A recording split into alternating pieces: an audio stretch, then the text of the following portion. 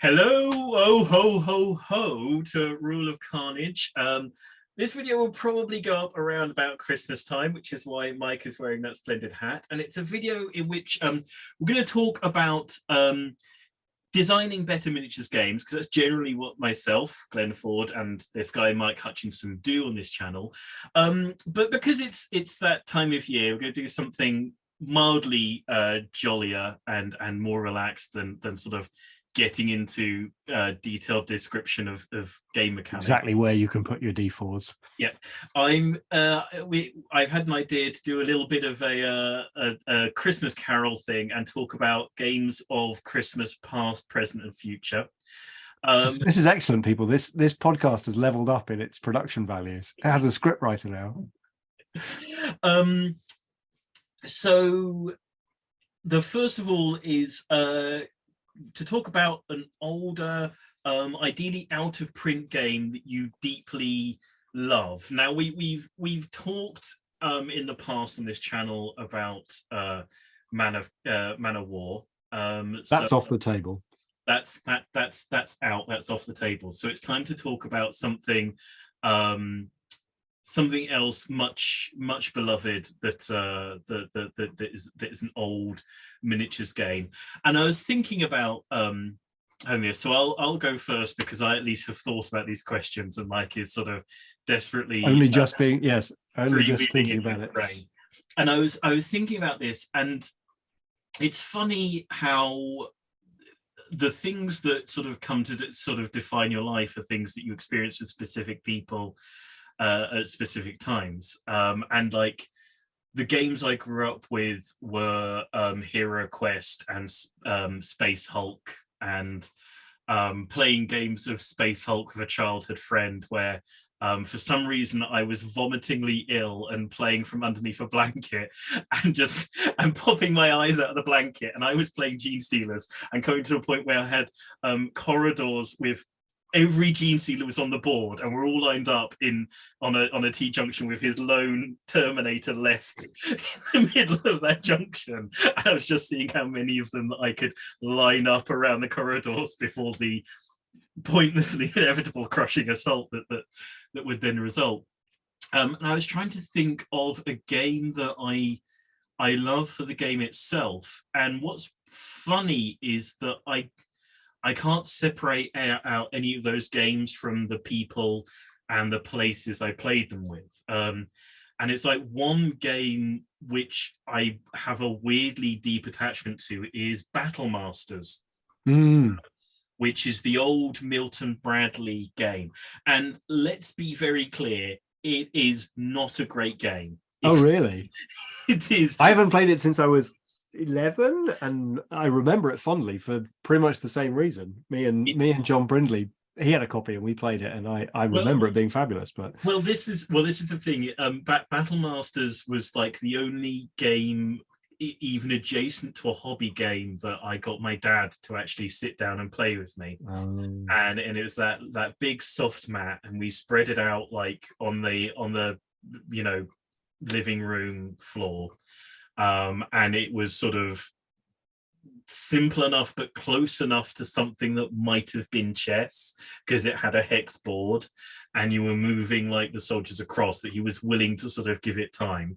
So we got to play some games of that together. And my dad's not the sort of person that's particularly accepting of the idea of like playing games as a grown-up, and so the sort of the times of playing that and pushing these sort of armies around with him made that a very special game for me. And it's sort of, I've still got my copy, has its lid caved in because it's those old very broad boxes, and it has for a long time had a copy of the Spitting Image board game sitting on it for reasons, Was that big enough to be supported by the edge of the boxes, or is that what's caused the saggage? No, that's what's caused, because the Spitting Image was quite a modern sort of size and shape of box for the day, but quite weighty because it had like large plastic figures of world leaders in it. So it caused this cave in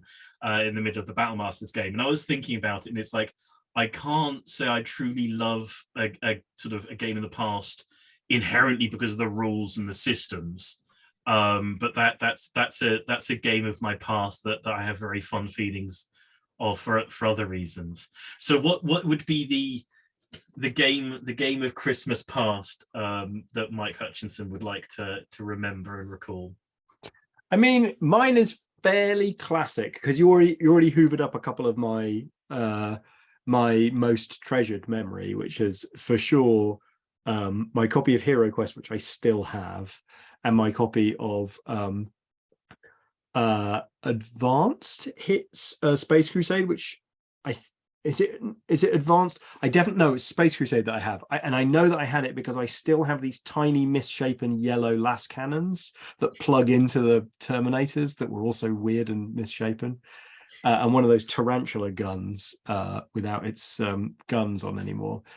But I think like one of the things that I felt most I don't know what just the thing that I'm most nostalgic of is the box of second edition Warhammer 40,000 that I got on my birthday the same year that it came no, on Christmas the same year that it came out. And I remember the photo of me having just taken the lid off from that Christmas, and like that box just like I spent the whole rest of the year going to my friend Jonathan Winnie's house, and he had a bedroom big enough to set up some misshapen piece of wood that we felt was big enough for a game of Warhammer 40,000, and just endlessly standing on those incredibly pointy little Gretchen helmets, and I still have didn't paint that army, and I have never painted an army since. So Yes, you're not big on the painting.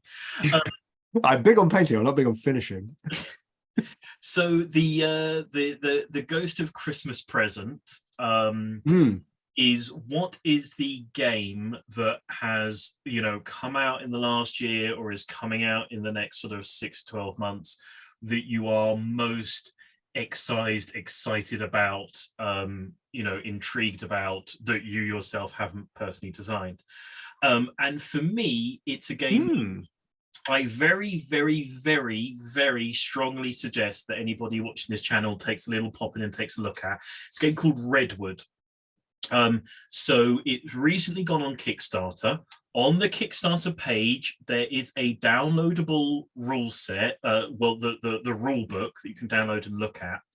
And what Redwood is it's a fully boxed game. It's a big old sort of miniaturesy Kickstartery feeling thing. It's not super expensive, and it doesn't have massive number of miniatures, but it's a game where you are wildlife photographers going around a forest trying to photograph animals. Now download the rule book. It is a tabletop miniatures war game. It is 100% and definitively a tabletop miniatures war game.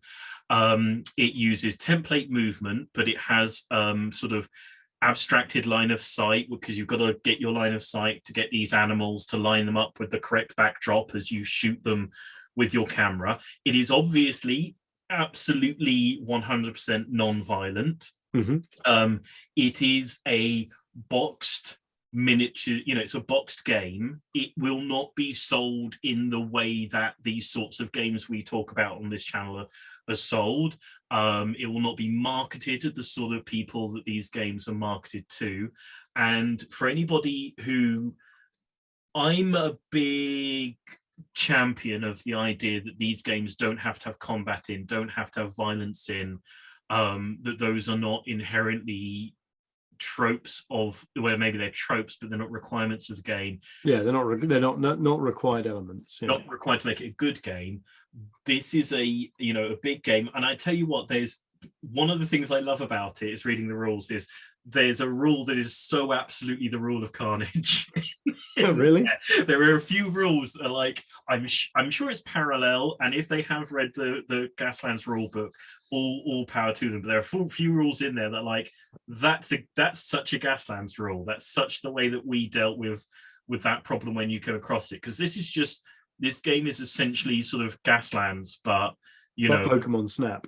Wildlife photography, and it's going to be sort of on the tabletops of non-hardcore miniatures gamers. And that, for me, has been the most fascinating thing, and is possibly, you know, I'd go out on a limb and say it might be one of the most interesting developments in this part of this hobby of the last 10 years, never mind. Because you're excited to see if that tips the balance into other people thinking, oh, okay, we can do things with spatial relationships and blah blah blah.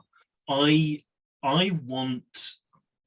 love the games where we line up and we batter each other until one of us limps home crying and bloody. I enjoy them deeply. I think they're fantastic. I'm not sure how many new stories can be told with that process. There's probably a few more, but there are a few that have been told that didn't particularly necessarily need to be. And I want to see what this part of the hobby can do once it starts thinking in the way that RPGs and boxed games have started thinking, that there might be more than two subjects to make a game about, you know.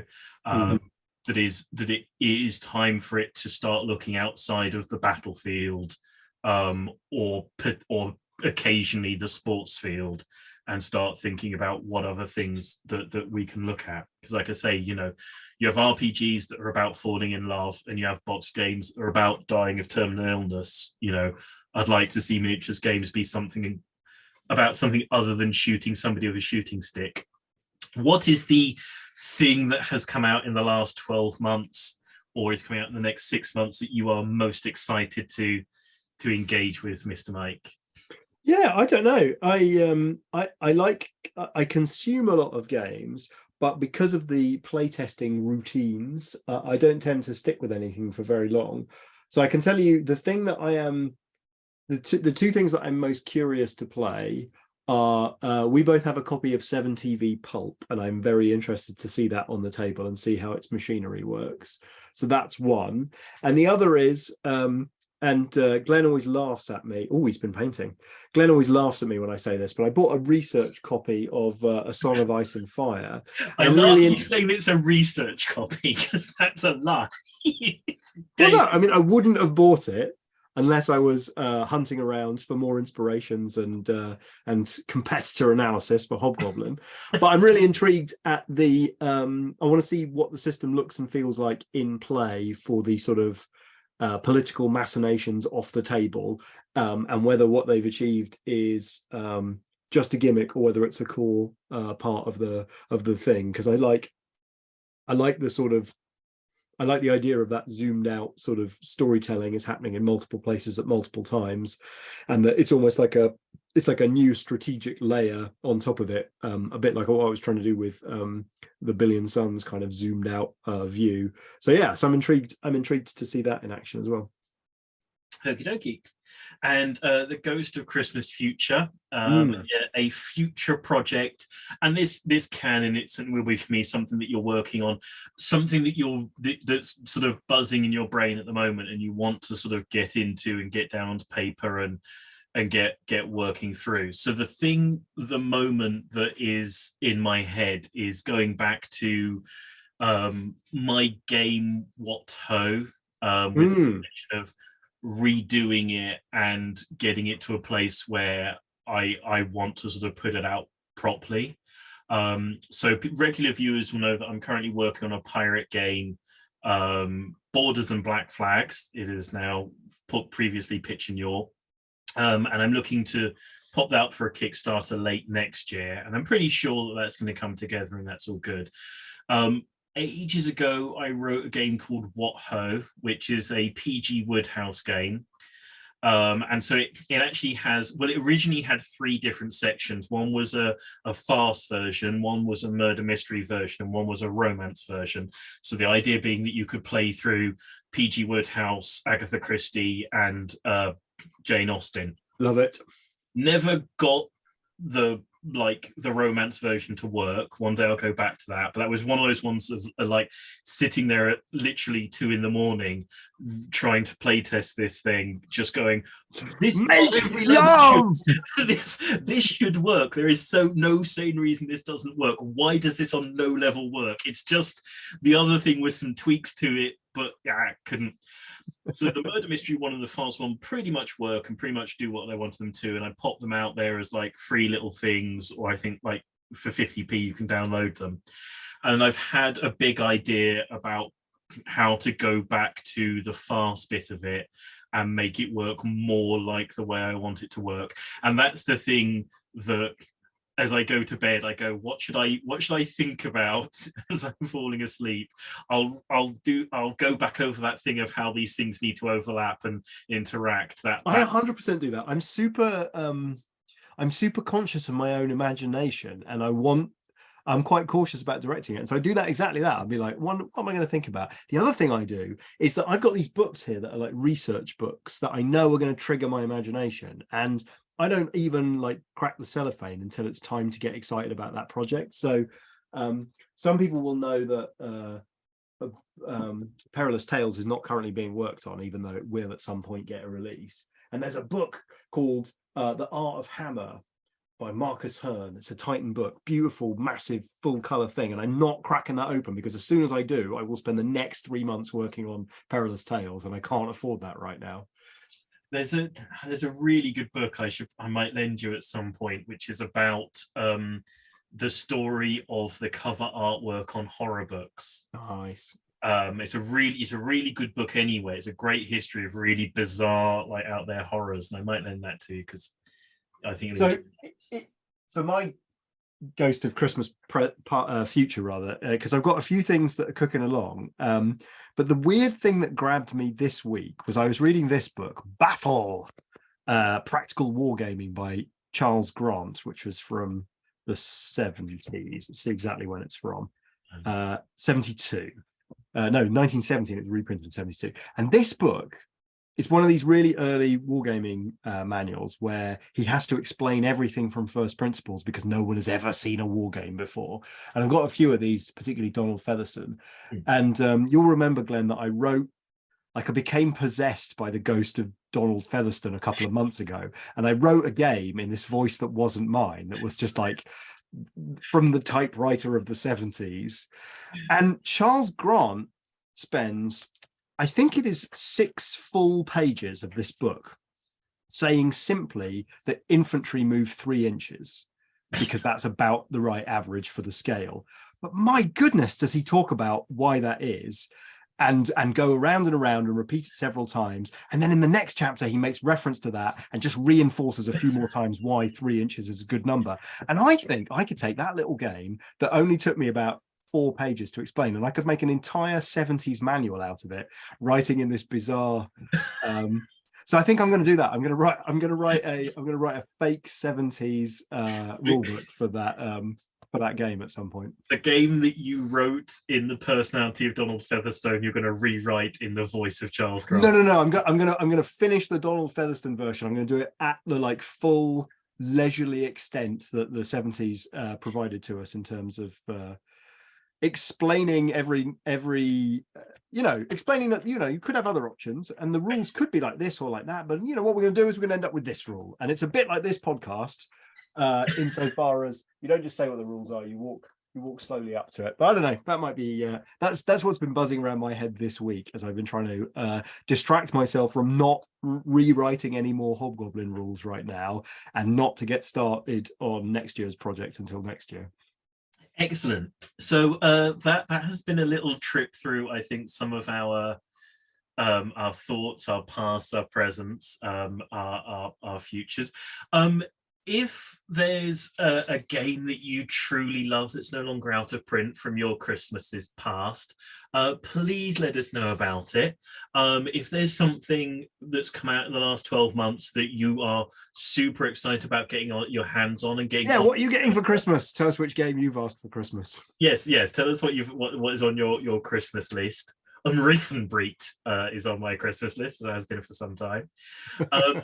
And let us know about if you are one of the people, and there's quite a few of you who are designing games whilst watching this channel, let us know about what mechanic or rule or concept is the thing that you have got in your head while you're driving, or I always call it the thing you're thinking about when you're not thinking about anything else. We'd love to hear from you, and drop all these things into the Discord. We have a Discord channel, and its link is sitting merrily below where you are interacting with this conversation. Hit us up on social media. Do like and subscribe. It makes us happy and filled with Christmas joy. But for now, and probably until after Christmas, and maybe into the new year, it'll be thank you and goodbye from this episode of Rule of Carnage. So thank you and goodbye. Merry Christmas. Ho, ho, ho.